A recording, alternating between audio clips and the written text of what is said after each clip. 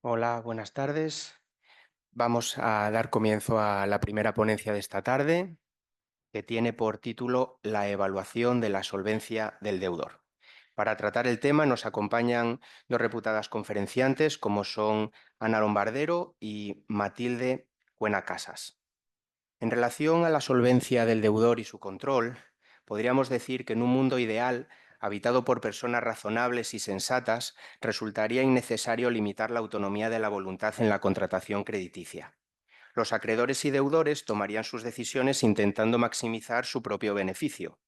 Esa pugna de intereses contrapuestos junto con el binomio riesgo-rentabilidad funcionaría de modo similar a la ley de la oferta y la demanda, y el mercado encontraría por sí solo un equilibrio compensado. En ese escenario, la intrusión paternalista de exigir al acreedor que se cerciore de la capacidad del deudor para devolver el préstamo antes de concederlo parece absurda. Ya se preocupará el acreedor de comprobar esa solvencia y de comprobarla bien, pues buena cuenta le trae.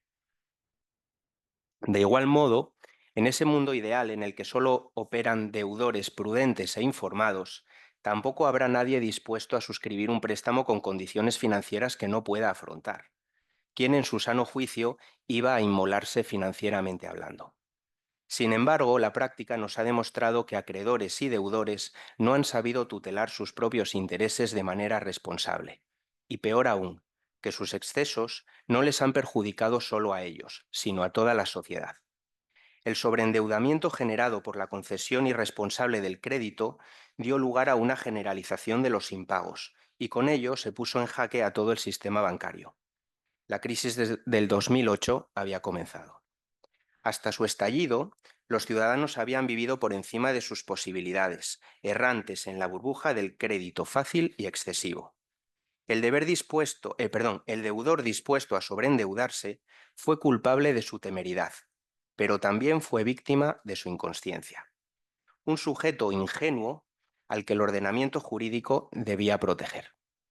Precisamente para estudiar esa protección que se le tiene que dispensar al deudor y las obligaciones que tienen las entidades financieras para estudiar la solvencia del mismo, nos acompañan Ana Lombardero, como decía, y Matilde Cuena.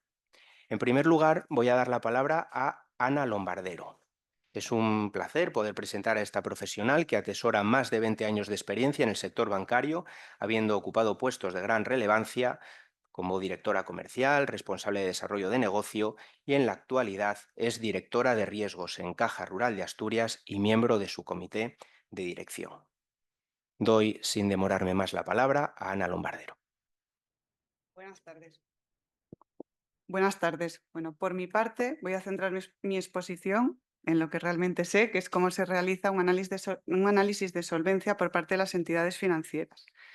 Cuando hablamos de análisis de solvencia a las entidades financieras, debemos de tener en cuenta, por un lado, el contexto jurídico, que voy a decir aquí. Hay diversas referencias a la necesidad de hacer ese análisis de solvencia antes de la concesión del préstamo. Y por otro lado, nuestra propia actividad, que como bien saben, pues es la intermediación financiera y no la gestión inmobiliaria. Nos dedicamos a captar depósitos y prestar dinero para contribuir al desarrollo económico-social y no a gestionar inmuebles. Desde un punto de vista financiero, entendemos por solvencia la capacidad de generar recursos para atender los compromisos adquiridos con terceros y en las condiciones pactadas. Importante no confundir solvencia con liquidez, ya que la liquidez contempla solo los recursos líquidos, el efectivo. Sin embargo, la solvencia también contempla los bienes en la medida en que estos puedan respaldar la capacidad de pago de las deudas. Puesto que estamos hablando de vivienda, centraré mi exposición en la parte de personas físicas, aunque el razonamiento sería muy similar para las jurídicas, no así la puesta en práctica. Los criterios de concesión de una operación crediticia están estrictamente ligados a la solvencia del solicitante, esto es, su capacidad de pago para las deudas que nos solicita, así como las que ya tengan vigor. A la hora de evaluarla, hemos de contar con información y evidencias, al menos de estos aspectos. Por un lado estaría la finalidad de la operación, relevante, como se imaginan. Por otro lado, el empleo, la actividad a la que se dedica y cuál es su situación laboral. también cuáles son las fuentes de ingresos que acreditan su capacidad de pago, nómina, IRPF, cuáles son sus deudas financieras, cuáles pueden ser otras deudas personales que estén comprometiendo esos ingresos, como puede ser con pensiones compensatorias, etcétera, los gastos periódicos y, por supuesto, las garantías, que de ellas hablaré más adelante. Esta necesidad de información se traslada al solicitante desde el momento inicial, indicándole que en caso de que no la aporte o que esta no sea suficiente, no podríamos concederle el préstamo. Como ya se imaginan, pues a veces es motivo de un poco de controversia, ¿no? Con esta documentación, el análisis de la capacidad de pago es la variable fundamental. Entendemos por esto la capacidad que tiene para que con sus ingresos habituales pueda pagar sus deudas financieras, incluida la cuota de la operación que nos solicita. No nos podemos quedar con la capacidad de pago que tiene en el momento actual, lógicamente, sino que tenemos que considerar la que va a tener a lo largo de toda la vida de la operación, con la dificultad que eso conlleva en muchos casos. Por ejemplo, si va a pagar una parte del préstamo significativa una vez que llegue a la edad de jubilación, pues tendríamos que estimar si con los ingresos que prevemos que va a tener en ese momento podría seguir afrontando el pago de esas cuotas. Importante tener en cuenta también que debemos estimar la capacidad de pago con las fuentes de renta habituales, sin dependencia de avalistas o fiadores, que sí serían una garantía, pero que no contarían efectos de su capacidad de pago. Para analizar esta capacidad de pago, miramos básicamente 4 puntos. ¿Cuál es el volumen y recurrencia de esos ingresos netos de los solicitantes? Rendimientos de trabajo, pensiones, ingresos de la actividad por cuenta propia, etcétera.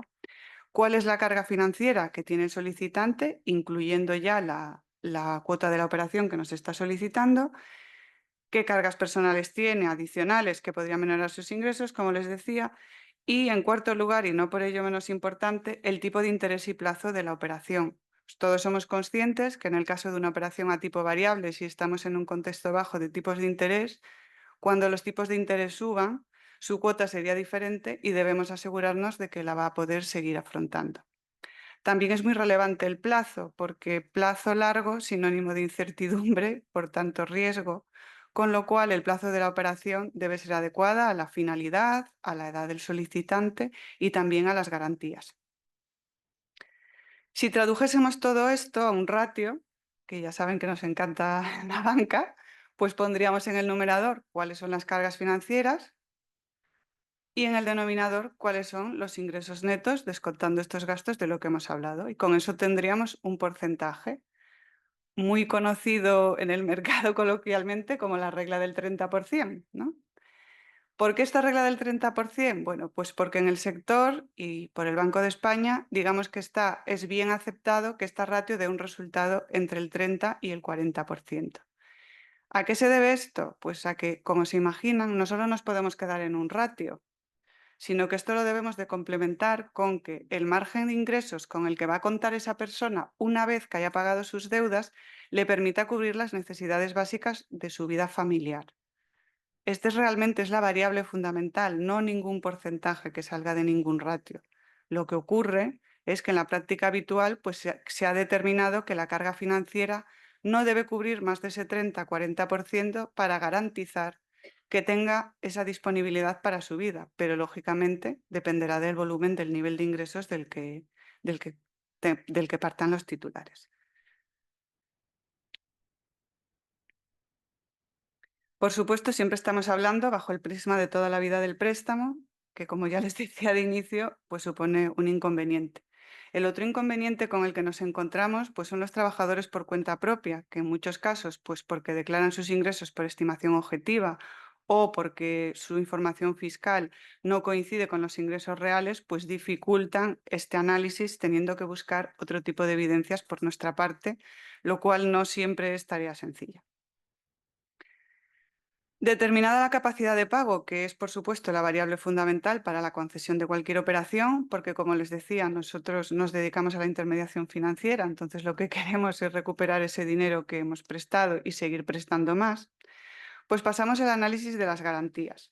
Las garantías se consideran por nuestra parte como una segunda y excepcional vía de recobro, para utilizar solo en caso de que haya un impago o aparezcan debilidades porque haya fallado la primera. Porque, por supuesto, siempre hay una incertidumbre, ¿no? Pues tu situación económica, tu trabajo, hoy puede ser muy buena, pero por el devenir de la vida puede que en el futuro no sea así, sobre todo si la operación es a largo plazo. En el análisis de solvencia, cuando vemos la parte de garantías, la vemos desde una doble perspectiva. La primera, por supuesto, es la económica. Entendemos por solvencia económica, pues el valor que le quedaría de su patrimonio una vez descontadas las deudas de las que responde. Hablando de manera sencilla, bienes menos deudas. Por otro lado, hacemos una parte cualitativa.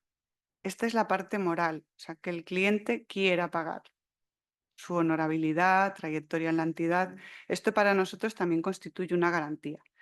Evidentemente, la parte que parece que tiene más peso, aunque no siempre es así, porque si la solvencia moral no responde, pues igual no nos importa tanto la económica, pero la que sí conlleva desde luego más tiempo en el estudio es la parte económica.